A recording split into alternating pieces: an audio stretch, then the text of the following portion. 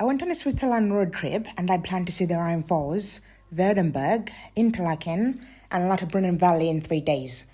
I know that sounds crazy, but I did it. I started the journey from Stuttgart, Germany. The journey started at like 4 a.m.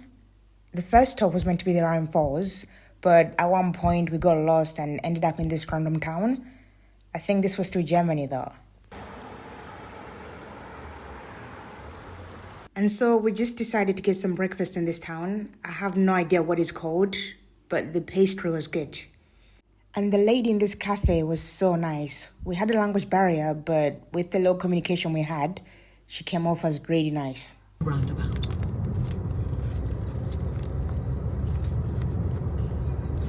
Eventually we arrived at the Rhine Falls around 7:30 a.m.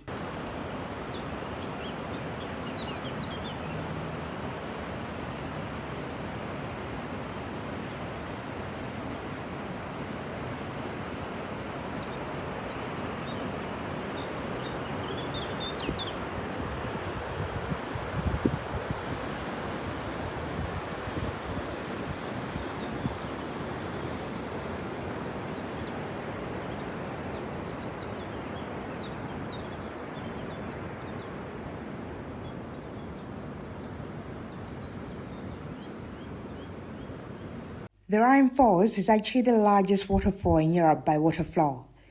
It's only 23 meters high, and around 600 cubic meters of water rush over the 150 wide falls every single second. It's quite loud. You can actually hear the waterfall when you're driving minutes away from it. So apparently the waterfall was formed 15,000 years ago during the last ice age. And if you want to get closer to the waterfall, you can take these boats. So the falls are part of the Rhine River, which begins in the Swiss Alps, and it flows through several countries before reaching the North Sea. I've actually seen the Rhine before in Bacharach in Koblenz. This is in Germany. It's much wider and calmer there, so it was interesting to see the same river at one of its most powerful points. One of my viewers called Blah Blah German actually recommended this waterfall after I posted the Murchison Falls in Uganda, so thank you for that.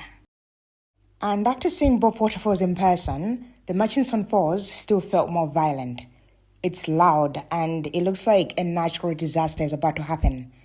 The Rhine Falls is calmer, and as you can see, there's a lot of buildings around it. With Murchison Falls, there's no way I would be able to relax if there were buildings 100 meters near it. And near the falls, you can also find this souvenir shop.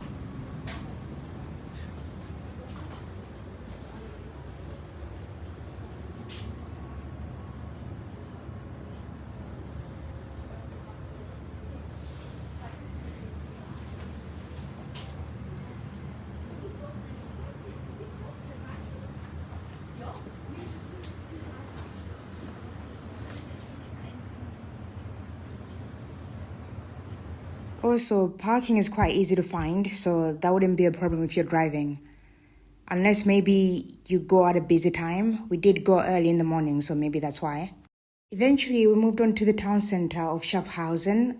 It took like maybe 10 minutes or so, and we went to get some brunch. This was around 11 to 12-ish. The restaurant is called Lucky You, and it's mainly for brunch.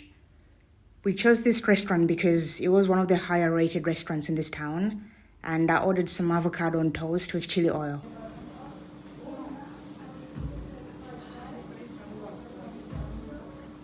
Overall, the food was excellent, the ingredients were fresh, and the customer service was good. So I highly recommend this restaurant when you're near the Rhine Falls. It was actually my first time trying out chili oil on toast, and now I'm obsessed with it. And this was actually the best meal I had in Switzerland. My partner got some smoked salmon on toast. I tried some, it was good, but my order was a lot nicer. The drinks were also really nice. I don't exactly remember what we ordered, but they were nice. After having the food, we decided to take a look at what was around us. The town was really quiet and not as touristy as I expected it to be. I mean, this was after 12, so I was expecting to see more people. The locals here seemed really nice though. When we were on our way to the restaurant, a few people were saying Guten Morgen or something like that to us, which should be good morning. So I thought that was really nice. I remember this other kid as well on a bike. He looked about 4 or 5, and as we were about to pass each other, he stopped his little bike, smiled, and gave us way. It was the cutest little thing. I guess he watches when the grown-ups do it. He was with older kids who were also on bikes, and they were just so respectful. Now, about the town. Schaffhausen sits on the Rhine River, and for centuries, its location made it an important trading center. This is because ships couldn't pass the Rhine falls, and merchants had to unload their goods here and transport them around the falls by horse-drawn wagons or other land transportation. Then they had to load the goods on another ship upstream. And this brought a lot of wealth and businesses to the town, helping it grow into one of the region's most important settlements. Even today, its connection to the Rhine is a big part of its identity. This area here reminds me a lot of Salzburg. I don't know why. The further we walked down the town, the busier it got, and the architecture started to look a lot more interesting. I mean, just look at that.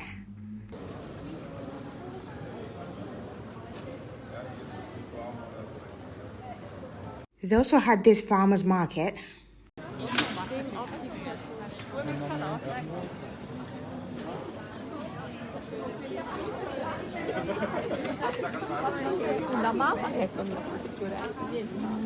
The market apparently occurs twice a week, on Tuesdays and Saturdays. I visited around Easter time, so I'm not exactly sure whether this was a special one or the regular twice a week market.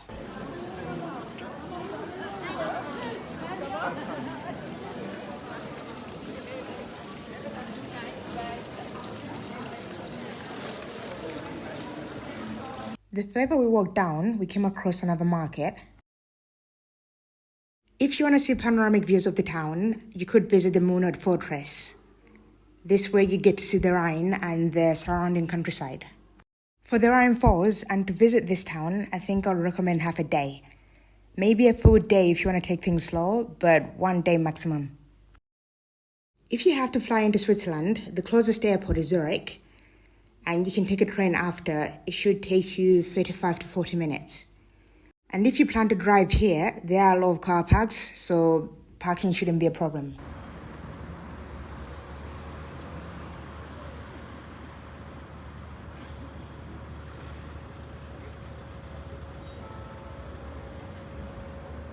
If you're interested to see where else I went in Switzerland, check out my Switzerland playlist on my page.